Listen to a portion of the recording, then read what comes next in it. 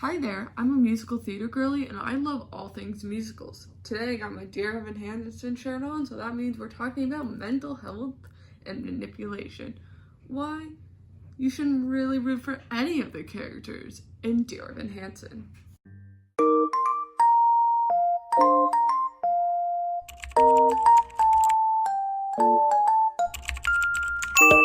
Okay, before I get into my gripes with the show, let's go over a character rundown and a plot. So we have the main character, Evan Hansen, and he has anxiety.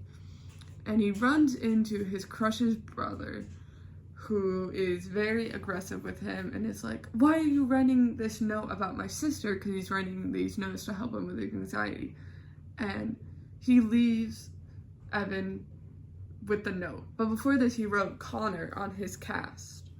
So then it's found out that Connor kills himself, and the one thing on this note is, the one thing he left was the note Evan wrote, and they thought it was a suicide note.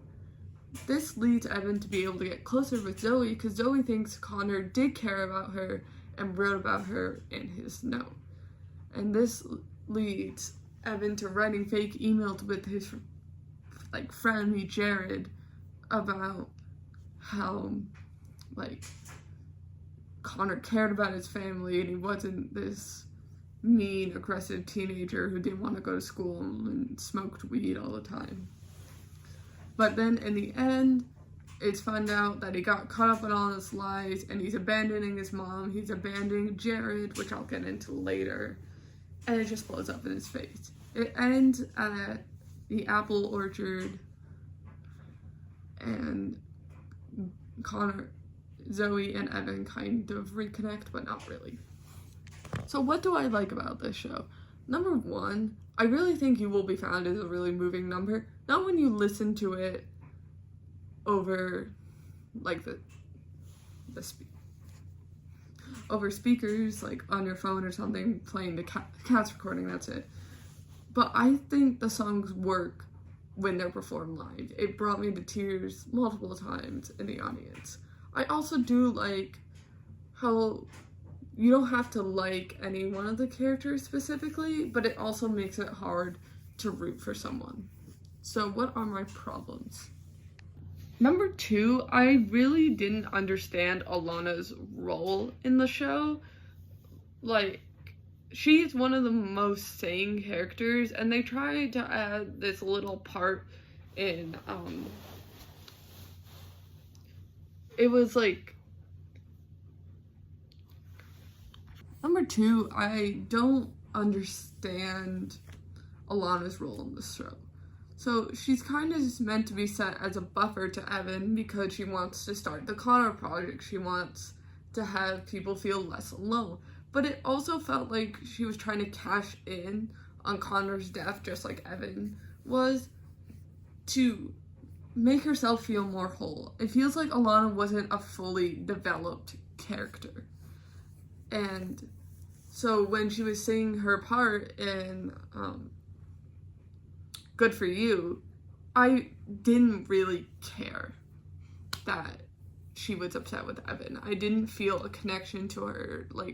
They tried to have Waving Through a Window reprise for her, but it didn't really fit, and I feel like they didn't work to finish Alana's character, which is really problematic because she's the only person of color in the show, so they should definitely have her more fleshed out, so it's not like, oh, here we have a token black character in our show, good on us. Another thing I didn't like is Evan and Jared's relationship with each other. So Jared serves as a kind of friend to Evan, kind of frenemy, and he helps write the letters. But throughout the show, the script writers don't do anything to make him likable at all, which once again becomes confusing and Good For You when he's yelling at Evan about oh, you're just pushing me aside for Zoe and his family. So why did they hammer home? Because when you look at it, Evan is a master manipulator, yes. Well, not master, you know what I said, a manipulator. But it also makes me, like, not really care for the other characters in the play because they are also either underdeveloped or shitty. Let's talk about Evan's relationship with his mom. Evan always seemed to have a rocky relationship with his mom. Just from the very first scene of the show, do you have a map? He's like, oh yeah, school's gonna be great, mom. Like, stereotypical teenage stuff. But you don't really see too much from the mom throughout the show, and it kind of falls flat. I really did enjoy the scene right before Good For You, where she's like, they're not your family, Evan, and Evan's like, well, they take care of me. So you can kind of see why Evan is weaseling his way into Connor's family, because he never felt like he had a family. His mom was always working, and his dad left when he was 7, I believe. But I felt like the show did do a good job of showing how Evan's mom was trying to be there for him. One thing I liked about the show is it shows in Requiem how grief can be processed in different ways, like how the dad and Zoe were like, I will not mourn you because Zoe's like, you were always mean to me, and his dad was like, I gave you the world, you throw it away. Like, I felt like that. I'm glad like not everyone was mourning him and there's multiple sides to grief.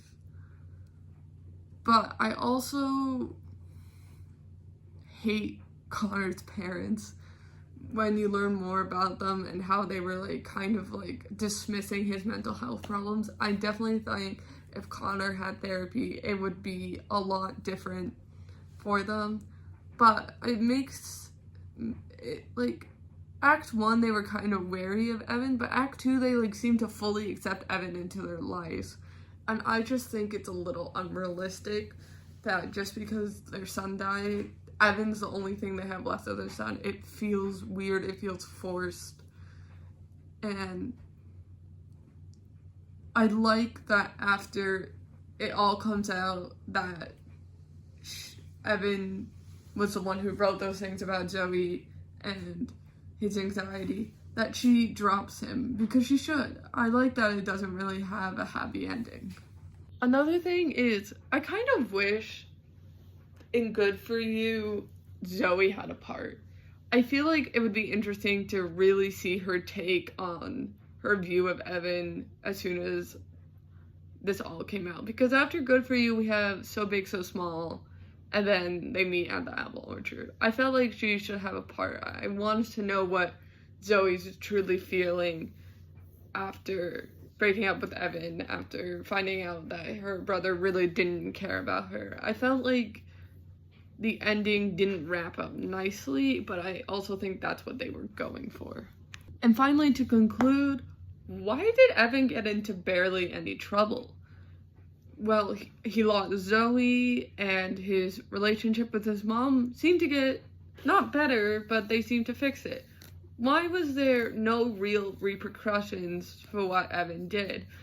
Yes, the internet was a thing, but that didn't really happen to Evan. That was happening to Connor's parents about how they weren't taking care of their son. Why did Evan not get any real life repercussions? I felt like that should have been part. And maybe the story is left open-ended, left to us to wonder what's really gonna be happening to Evan. Also, at the end when he's like, today's gonna be a good day because you're you and that's enough. Right now, you really don't want to be you, Evan. You're not a good person. None of these events in the show should leave any of the audience rooting for you. But it's also hard because you don't really want to root for anyone else because they're either unfinished or crappy, as I said before. Hey guys, if you made it this far in the video, thank you so much for watching. Please sure to like, comment, and subscribe. I like making these musical theater videos. They're more casual. I definitely thought Heather's and Trevor the Musical definitely had a lot more scripture into them. I had clear thoughts. This one was more just getting my opinions on the show off. So if you like my musical theater content, be sure to recommend a musical down below. I think I'm going to do Avenue Q, which I actually do like Avenue Q a lot. So yeah, like, comment, subscribe. Love you so much. Bye.